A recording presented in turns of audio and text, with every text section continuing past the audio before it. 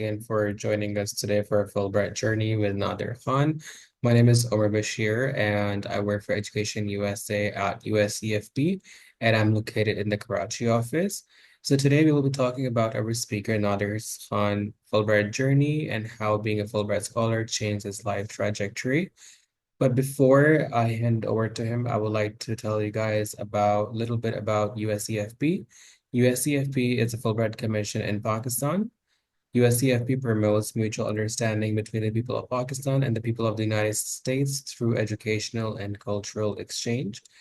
To learn more about our organization, programs, and facilities, you can check out our website, which is www.usefp.org. I will also put this down on the chat feature of the webinar. So USCFP has several departments, including programs, which is one of the major program that we have is the Fulbright, advising, and then fund department. And you can also find more information about these departments and the services that they provide on our official website.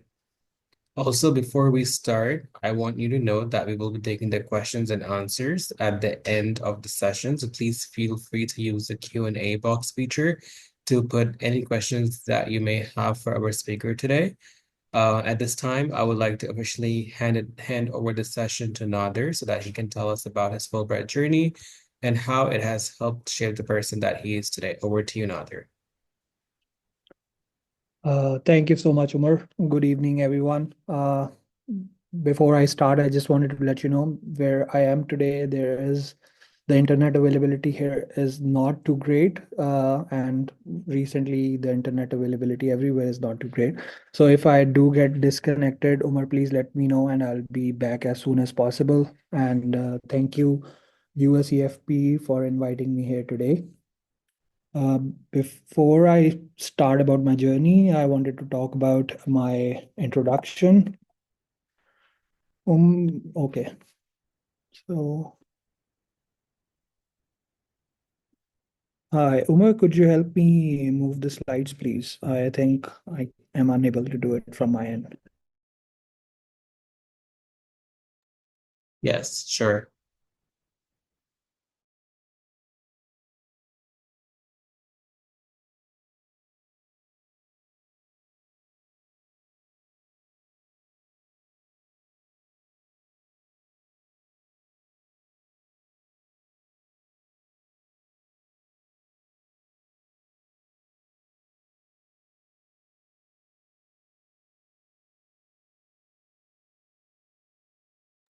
Hello, Nader.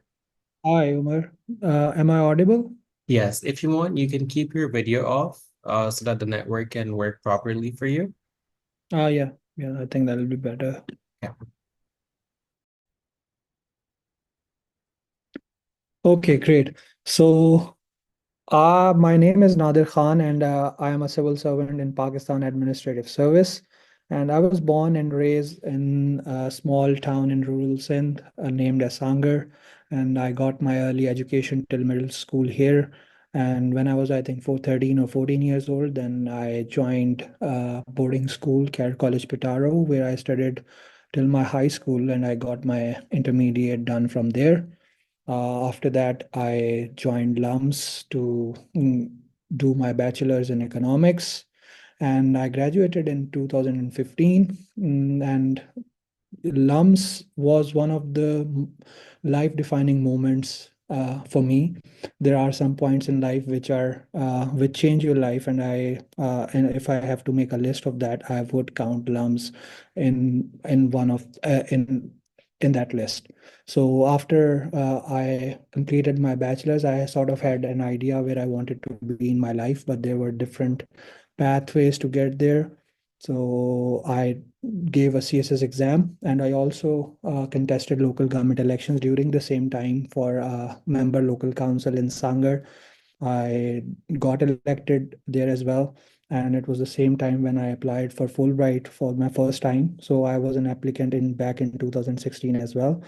So I cleared the written part of my Fulbright application at that time, but I was not successful during the interview. I think that was not my time and not my day on the interview day. But when I look back, I feel like that was the right decision at that time for me. And I actually learned a lot from that. And whatever I worked for going forward, it actually all made sense when I came back for the Fulbright in 2021. So it's like it said, like everything happens for a reason.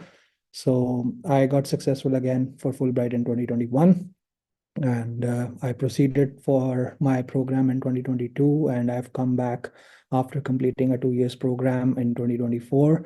I was working as Deputy Secretary Finance in the Government of Sindh for some time, but now I've recently joined as DS Deputy Secretary Cabinet in the General Administration Department in the Government of Sindh, where we are overseeing the matters of the cabinet members of Government of Sindh. And recently, we are working on digitalizing the cabinet proceedings. So this is also one of those things that the skills that I got from my program, that I am able to apply those skills in my current job. Moving forward.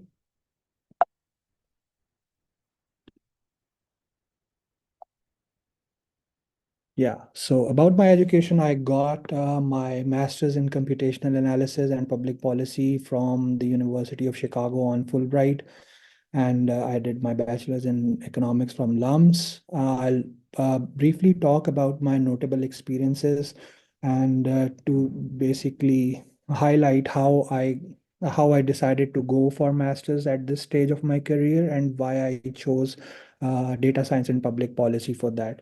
So when I joined service, I was initially posted to KP, and where I served as assistant commissioner in different areas of Khyber Pakhtunkhwa, from Peshawar to southern districts of Lucky Marwat and DI Khan to Malakand division.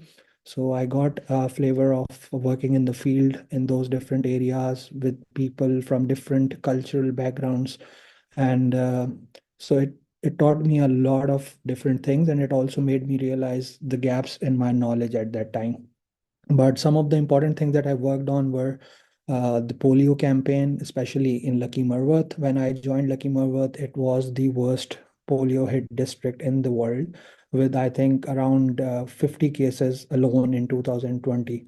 And by the time we started working on it, we were overseeing the polio teams, helping devise strategy, working with all the stakeholders and implementing those strategies. And we were successful in actually eradicating polio from that district for some time. And unfortunately, it has come back again due to multiple reasons. But yeah, I feel like that was a very notable achievement, and I'm glad that I got to work on that. Then COVID response was also one of the things that I did get a chance to work on. And we tried our best to save our communities from the virus. Apart from those, I've also worked on different areas because as assistant commissioner, you are the head of the administration of a subdivision. So you get to oversee areas such as education, health, local government. So I was also involved in conducting local government elections.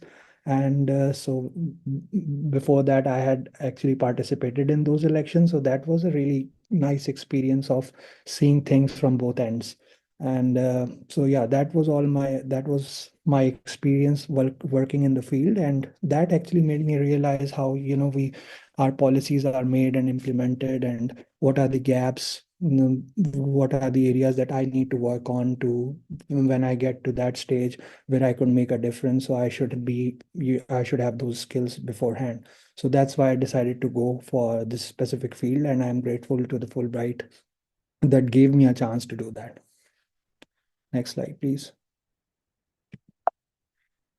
Okay, so before I talk about my journey, I wanted to talk a little about why I chose Fulbright, or why I would like suggest anyone to go for it. So, as I talked about the LUMS experience as one of the life-defining moments for me, I would count Fulbright as one of the other experiences that actually impacted my life in a very significant way. And when you get Fulbright, you actually truly you get a chance to build a global network. You meet people from across the world. US, is the melting pot of culture, and you actually get to connect with people from very different backgrounds and having very different perspectives from yours. So it's a great opportunity, and not only because like you get to go to the US. Fulbright itself is a very prestigious uh, opportunity because everyone recognizes this name. Even in the US, when I used to tell someone that I am a Fulbright scholar, they really get impressed. They know Fulbright because it's a very old program. It's a prestigious program. There are communities everywhere in the US of ex-Fulbrighters who went to different parts of the world on Fulbright. We were invited to some of those chapters to attend different events there. One of my mentors was actually Mr. Paul Witt from Illinois. He was a Fulbrighter from 1990s. So the experience you get from learning from them, of hearing their stories, it's truly inspiring, and it gives you a sense of like how big the Fulbright program is. Then there are obviously the obvious benefits of going to Fulbright. You get full funding, your tuition is covered, your living expenses and travel are covered. So you don't feel that stress, what other international students are going through when they're thinking about their student loans or applying for different jobs during their studies. So you don't have to worry about all of that. You can just focus on your education, on building those experiences, on traveling, stuff like that. And last but not the least, the one of the best things about Fulbright is when you land in the US, they don't leave you hanging. Yeah, they will support you. You'll be assigned in an advisor who will be there to help you every step of the way. There'll be a dedicated hotline where you can call if you, God forbid, run into an emergency, or you have to like you can schedule meetings with your advisor to talk about any aspect of your life, professional or personal. So this like they provide full on support to you even when you're in US, which you won't find if you're a normal international student. Next slide, please. Okay, so coming to my Fulbright journey itself, these are just the timeline is more relevant to me because everyone will have a different timeline. Every applicant is different, but for me, I was preparing for GRE when I was serving in Buner district in KP, and I'm grateful to my seniors and my mentors who helped me along the way.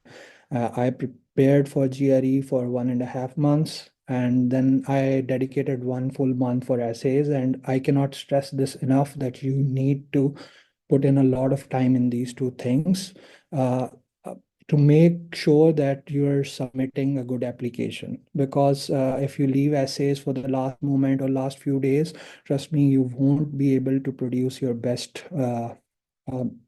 essay, because the first draft that you write or the first draft that I wrote and the final draft that I wrote, not like they were completely different. Because when you start writing, you'll start to dig deeper with every draft, and you'll get it reviewed from people or your friends or anyone that you know who can help you along the way, and you'll have to make a lot of changes to those drafts. So, because GRE and essays are two of the most important components of your Fulbright application, I would highly advise that you plan it properly. You give it sufficient time. You don't wait for the last, week or couple of days to finish your essays or to finish off your application. And I actually took 15 days to finalize the rest of my application, which included like filling out other details in the application and getting the recommendation letters. After you fill out the application, you then just wait for a couple of months. And if you can, like, try to have a second option. uh, do not just think that this is going to be it, because as I said, I have been a Fulbright applicant twice.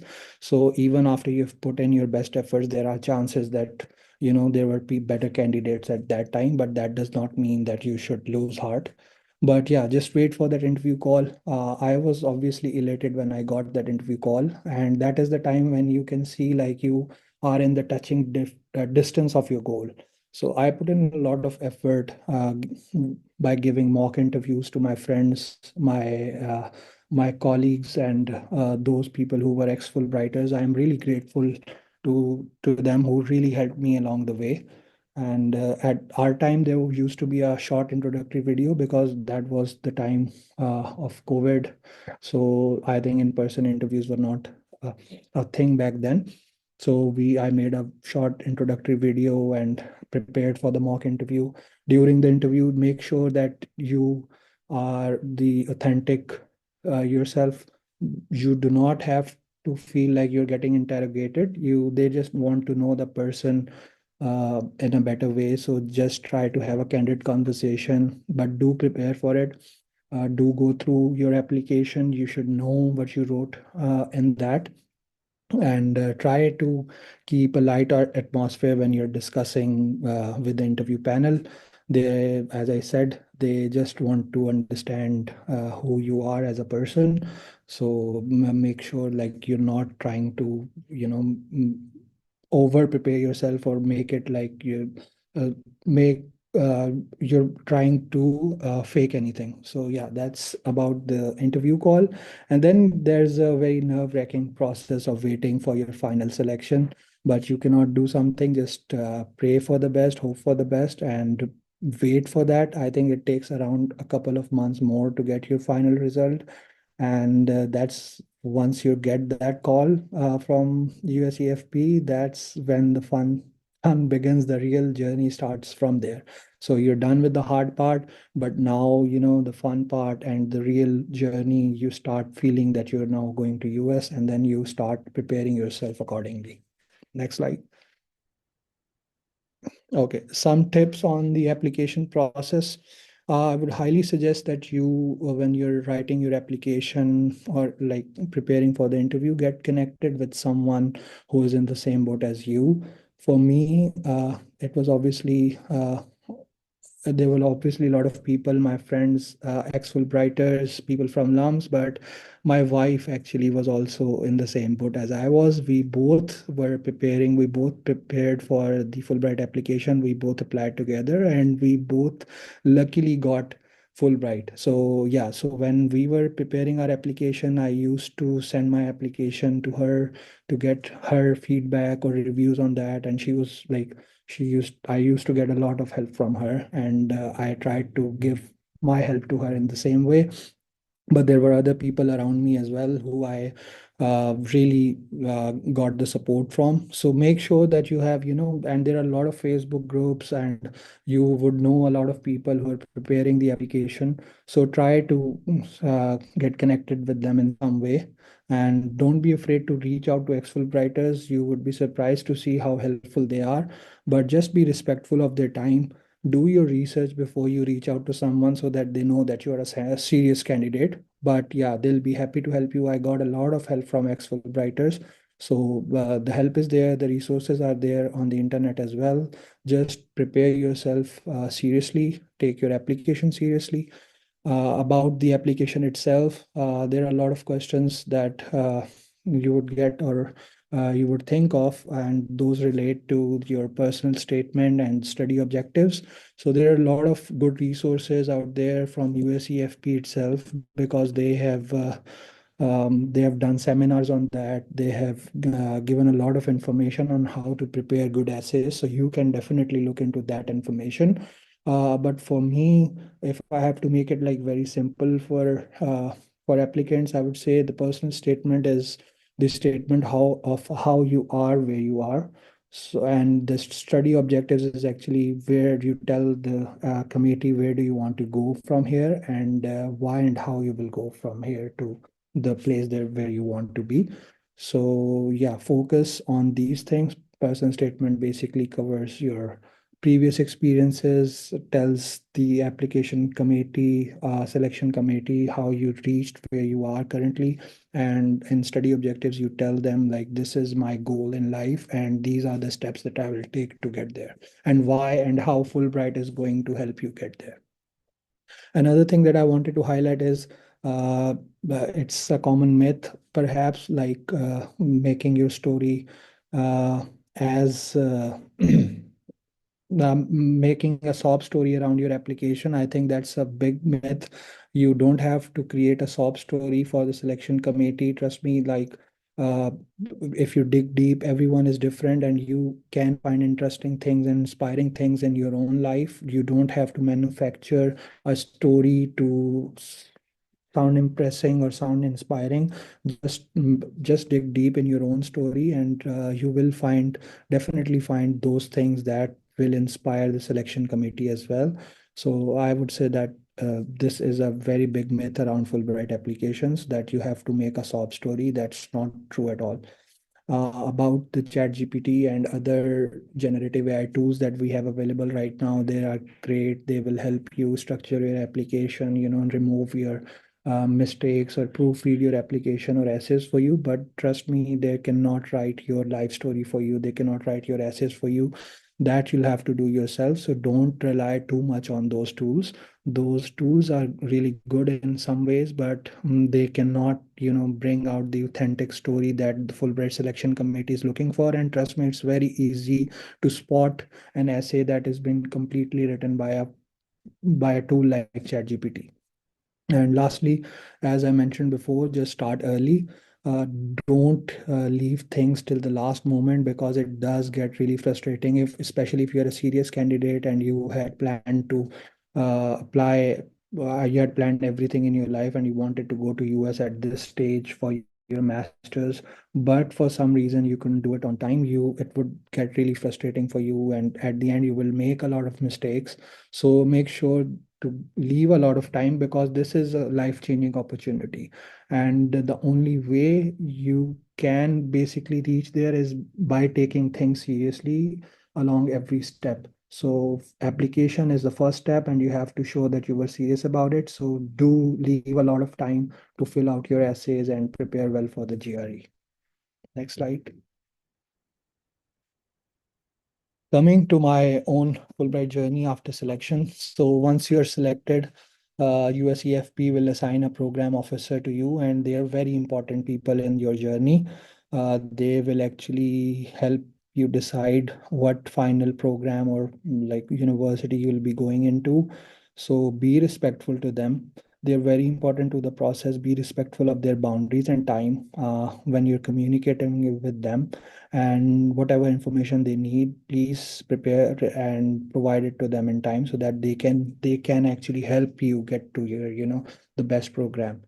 About after that, you actually give your selection of universities that or programs that you want to get into when you're submitting your application, but you also have a chance to finalize it before the interview. But when you're finally selected, that's when your placement plan is finalized.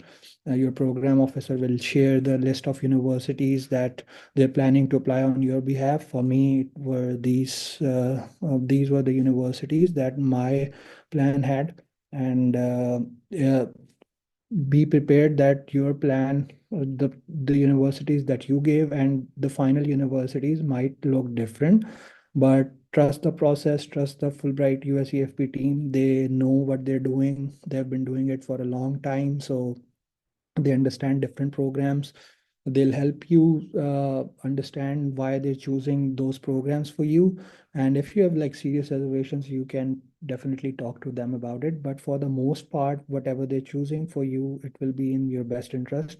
For example, for me, they chose University of Chicago, and I was very, very happy with that decision. I had requested them since I and my wife both got selected. We actually asked or requested them to place us in a same city or state, and they were kind enough to send us both to Chicago. I went to U Chicago, my wife went to UIC.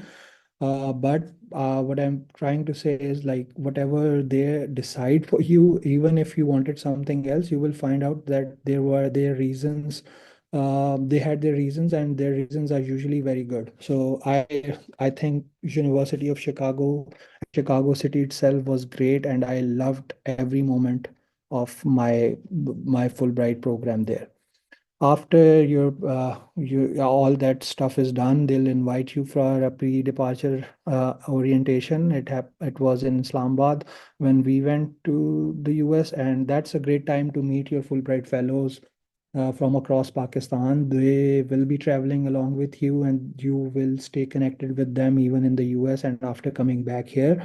So it's a great time to make those bonds. And there are really helpful seminars that are arranged by USEFP where you get to learn about the life in the US and a lot of different things that you would, a lot of different information that you would need when you move to the US. And after that, you just go and prepare yourself for the journey ahead. Here, I would definitely recommend that you have to prepare yourself, especially with regards to housing. There are great resources available online, and you can also reach out to your university. There are great Facebook groups where you'll find students from the same university who are looking for housing. So, yeah, be sure, but make sure that before you fly out to US, you have housing because that will make things much easier for you. And you will get to know all of these details from USEFP as well. So yeah, but prepare yourself. Don't leave things till the last moment. Next slide. Next slide, please. Okay, coming to the University of Chicago. So, why I chose U Chicago, I already told you it was uh, in the my final placement plan, but also it's one of the top universities in the world. And for my program, it's the top university. It's the top ranked program in the world. It has an excellent track record. It has a very strong pedigree with more than 100 Nobel laureates. And to be honest, one of the most understated parts of it is it has one of the most beautiful campuses in the US. Oh, the moment you enter there, you are enthralled with its beauty. And I loved Chicago City. I love traveling. So I knew about Chicago. I am a big Chicago Bulls fan as well. So this was like a dream come true for me as well. So yeah, it's an amazing opportunity. It's an honor to walk in the same pathways and sit in the same classrooms and experience the same environment that some of the world's greatest thinkers have, experienced. So if you get there, congratulations, and you will love it. Next slide, please. So these are some of the pictures from the university and the campus. To be honest, even these pictures, when I was putting them together, I thought that even these pictures can't do justice to the beauty of that campus. It has a very stunning Gothic architecture, beautiful libraries. The picture on the top right is actually of the one of the libraries in Chicago. And once you enter there, it feels like you have stepped into a different era. So it's like the one on the top left is also a library actually, and it's one of the most recognizable pictures in the US because everyone knows this library as well. So yeah, it's an amazing campus. It's an amazing community, a very vibrant community. But from here, I would also like to talk about some of the like one thing that is very, different about U Chicago, and I got to know it when I went there as well. I had no idea how rigorous it is and how, like, what is actually the reputation of U Chicago. It's known as one of the most rigorous universities in the US in terms of learning. And there's a very famous saying there is by the students that Chicago is the place where fun comes to die. The U Chicago is a place where fun comes to die, and I definitely experienced that as well during my first couple of quarters. Next slide, please. And why I say that is because of the program that I actually wanted to pursue, MS in Computational Analysis and Public Policy. And it was very difficult for me because I had no prior experience in programming or coding. So there was a very steep learning curve. And with U Chicago, it's different from other universities because it works on a quarter system. As opposed to the semester system in other universities. So you get 3 quarters in a year, and like the pace is really fast in those.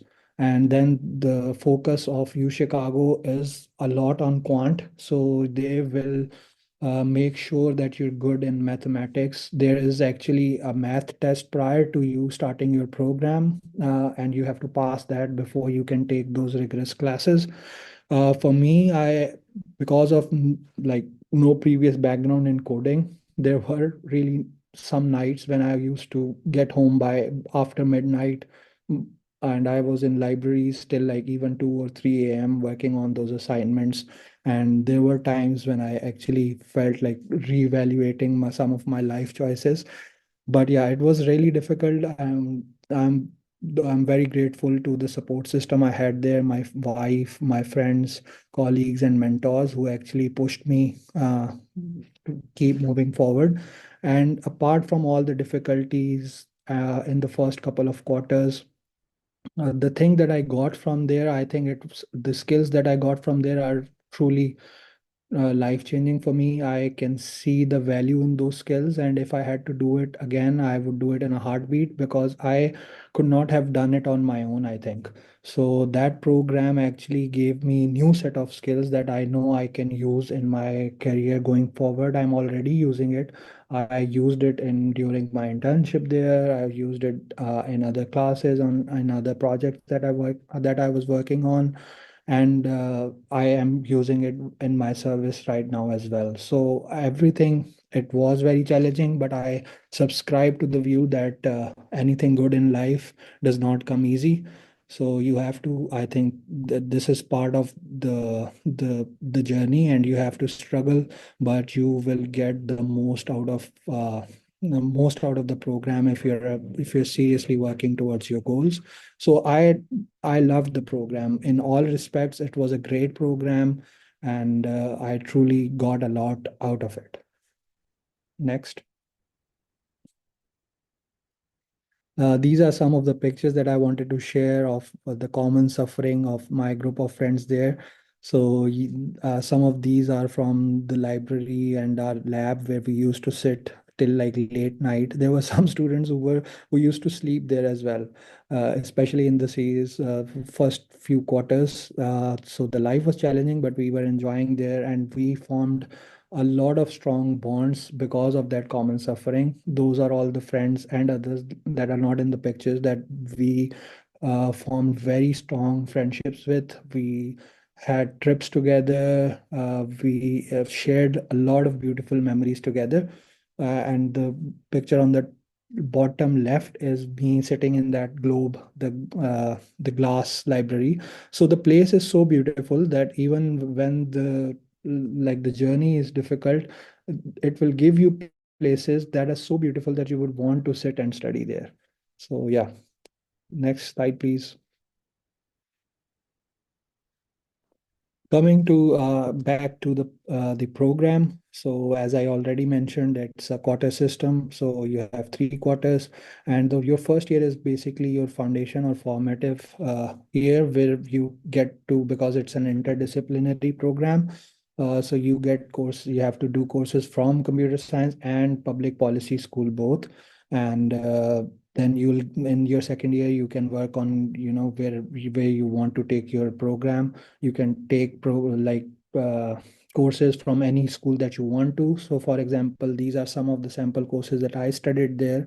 uh, from Booth School of Business, I took some MBA courses that I thought were relevant to what I was studying or relevant to my careers: technology strategy and social sector structure and strategy. Then I also, the world is moving towards generative AI, especially in the past couple of years. The shift towards AI is so strong, and I was lucky to be in a place and doing a program which actually is, the basis of all that new shift towards generative AI and AI. So I got to understand more about generative AI. I studied machine learning and courses like that. So that gave me a very strong foundation or understanding of where the world is moving towards in the next few years. And I also took courses like international climate policy, linear algebra. So it's a very eclectic mix of courses that you can study in this program. Next slide.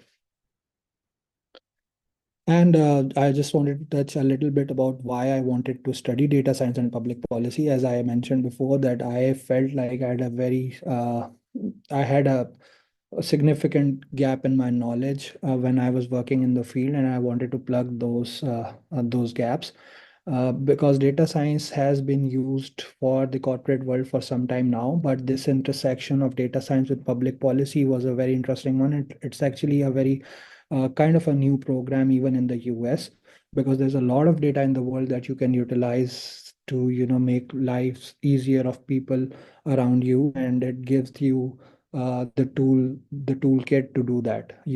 How you can leverage data to improve people's lives, and you can do a lot of public good if you can harness those skills. So I think, and it's because it's an interdisciplinary skill set, you get to study a very different kind of courses, but they all connect together. And with those programming and data science skills, you can actually use a lot of unstructured data to get the meaningful insights that will impact other people's lives. Next slide. And I wanted to touch upon some of the highlights of my academic life there. U Chicago, I already mentioned, is great, amazing faculty. You will be sitting and you'll be teaching, you'll be like get taking courses from faculty who actually have won Nobel laureates. One of the professor at Harris actually won a Nobel in economics this year for the book Why Nations Fail. So you get to sit with such distinguished personalities in classrooms, and that is actually like you would feel such a big difference in your personal and professional development from just sitting in classes like that. And uh, it's a deep, steep learning curve, as I already mentioned. But then my first 3 quarters, I was struggling every week, every night with, all the assignments and the exams and stuff like that. But you get so much out of the program that by the second year, I was actually the head TA for those programming courses. I was the head TA for data programming course, TAs for machine learning course. So that's how much you can, achieve in that 1 year. So for me, that was a big achievement that from, struggling till late nights on assignments to becoming a TA, teaching assistant for those courses or similar courses for students. That was really a highlight of my academic life there. And then the projects that you do in some of those classes, they can bring you really like trust me, global recognition as well. I We did a project, I with along with my group members, on utilizing data from World Bank and ADB, Asian Development Bank, to find climate financing trends and how they've changed after Paris climate agreement. And that project actually was selected for presentation in a conference in LA, and that conference was fully sponsored by U Chicago, and I got a chance to present that project in front of professors and PhDs, and I was sitting with a very distinguished panel of other researchers who were working in the field. I was the only master student whose project was selected. So that is the kind of achievements that you can get when you're working really hard there in the US. And then I also, because of my unique experience of data science and public policy, I also got a chance to work in the World Bank on a machine learning project actually. So that was I always wanted to work in an international organization like World Bank, and that was like one of the biggest highlights of my life there in the US as well. Next slide, please. These are just some of the pictures from that conference in LA. So you can see I have all the people sitting in the front. One is from South Korea, who's the head of their public health department there. Rest of them are like professors or researchers in their own field. So that was a really great experience for me. And the picture from the bottom left is of the World Bank that I took when on my first day when I joined there as an intern. Next. Next slide, please. These are some of the pictures from my graduation.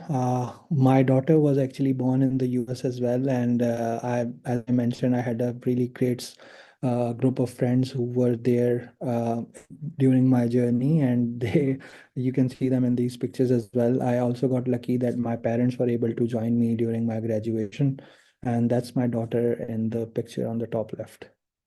Next picture, please. Touching a little bit about experiences beyond academics, I've already talked, I think, somewhat on that. But one of the personal milestones I would say is because of Fulbright and their generous funding, I was able to actually call my parents to the US on my graduation ceremony, and I got a chance to show them around. So really grateful for that. In terms of traveling, I am an avid traveler, so I got a chance to explore around 20 states in those 2 years. And one of the, I think, the highlights that stayed with me even after coming back and even when I was there was when I was going for a Juma prayer in Ramadan.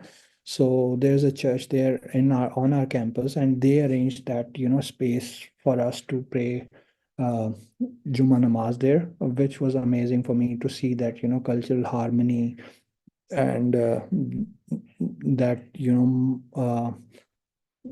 the cultural harmony and the tolerance there in their society, and like the respect for diversity was amazing.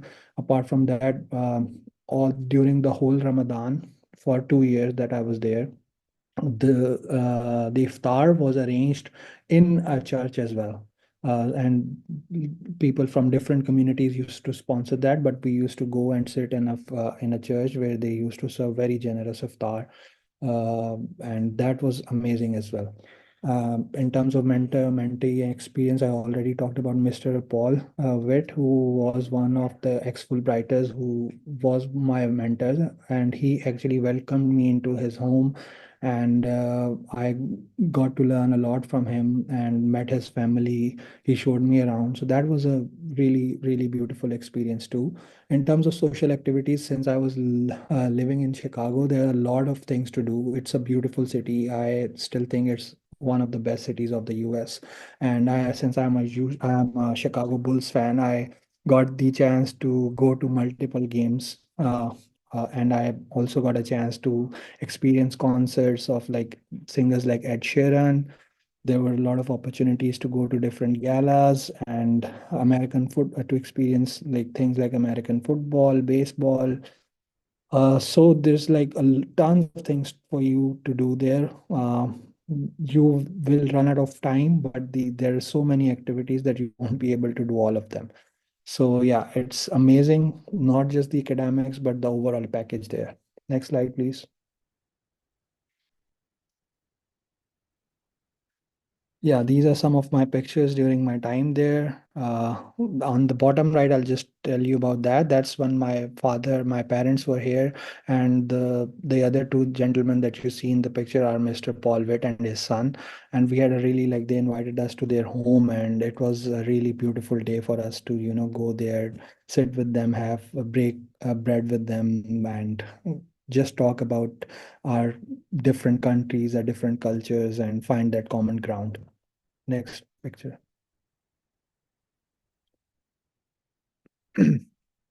These are also from some of the activities that I did when I was there during the Christmas time, which is the same season as it is right now.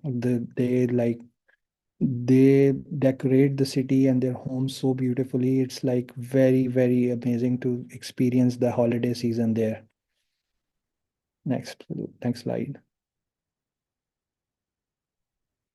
And the picture on the left is the one that I was talking about of Muslims going to a church to pray for Juma prayer. And on the right is me on a Chicago Bulls game. Next slide. These are other activities. I got a chance to go to California on a semi-official kind of a trip when California uh, and La Punjab signed a sister state agreement. So I got to witness that as well. I was very lucky. The picture on the top right is our home where we invited our friends on Eid and got a chance to host them as well. Next slide. So yeah, just to sum it up, I've already talked about most of those things, but you get an immense value from this scholarship. I would say if you're thinking about it, if you have any doubts about like going for Fulbright, I would say this might turn out to be the best decision of your life. So do prepare for it and do seek out help if you want to. If you're a serious candidate, uh, this will be a chance to maybe turn your life around, and it leaves you with so much. This whole experience gives you so much in your life. I personally am, I can vouch for that, and I know all the Fulbrighters who have gone to the US and have come back or still there will vouch for it as well. This is truly a life-changing opportunity for all the things that it gives you, and you learn a lot there as well. But you should be willing to learn and get out of your comfort zone if you want to get the scholarship, because it's definitely difficult. But as I said, that nothing good in life comes easy, so be prepared to put in your hard work, and hopefully you'll be able to experience this as well. Next slide. And that's all from my side for today. Thank you so much for your patient listening, and we're open for any questions. I'm looking at the Q&A box. There are no questions at the moment. Maybe we can just wait for another minute, and if there are no questions, then we can just end the webinar. Sounds good. If anyone has any questions, please feel free the Q&A box feature to ask your questions.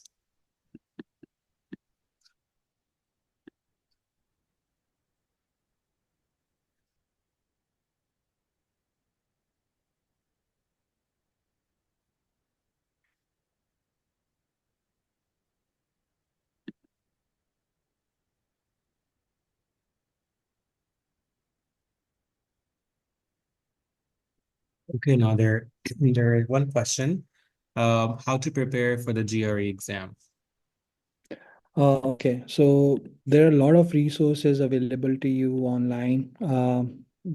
I think this is probably the best time to prepare for the Fulbright application or GRE, because there is no shortage of resources, but there definitely are some resources that are better than the others. I would definitely recommend studying from the official ETS book. So I'll just tell you what I did. For me, I prepared for quant using the ETS book, and for verbal part of it, I prepared it using the Princeton as well as the ETS book. So yeah, but do try to give mock exams or the practice exams for GRE. That uh, for me, I what I did was I gave first exam before starting my preparation. So that gave me a benchmark or the baseline where I was. And then from there, I started preparing or working on the things where I felt I was, I needed to do some work on. But yeah, definitely there are a lot of other good resources out there as well. I would definitely recommend ETSs on official like books and the material, but you have also other books, good books available uh, that you can reference. Thank you. And they're asking if they can contact you after this session through email. Yeah, sure. I can leave my email address here. Let me know if I can write it in the chat, or however you want me to leave my address, and we can get in touch. Yes, Uh, you can type it in the chat. That's fine. okay. Okay. So I'm leaving my email address, and if anyone has some query or any question about today's session, I'll be happy to answer them. Does anyone else have any questions? We can take one last question before we end the webinar. When they're asking about your LinkedIn as well. Okay, sure. Let me share that.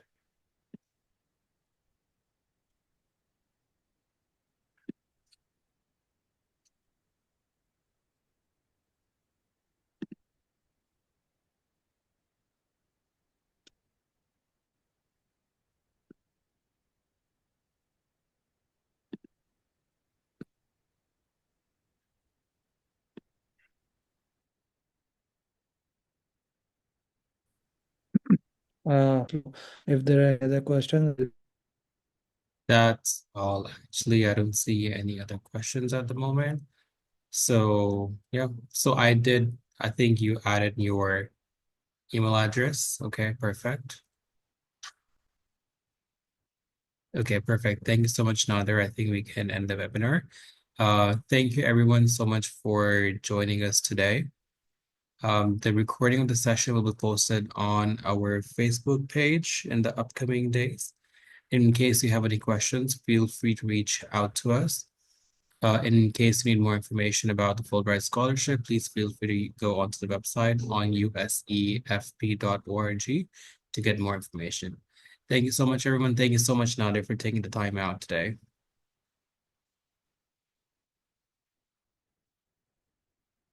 All right. Bye, everyone.